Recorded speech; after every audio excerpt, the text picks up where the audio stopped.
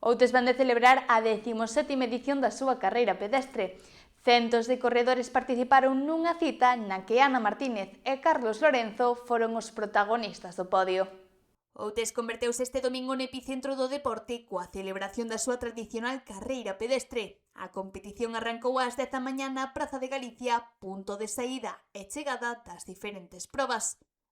A xornada reuniu participantes de todas as idades, dende os máis pequenos ata os veteráns, con percorridos adaptados segundo as categorías.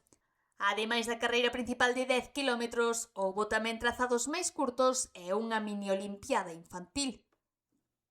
No apartado deportivo, Ana Martínez proclamouse vencedora na clasificación feminina, compartindo podio con María Lamayo, segunda clasificada, e Sandra Muñiz, terceira.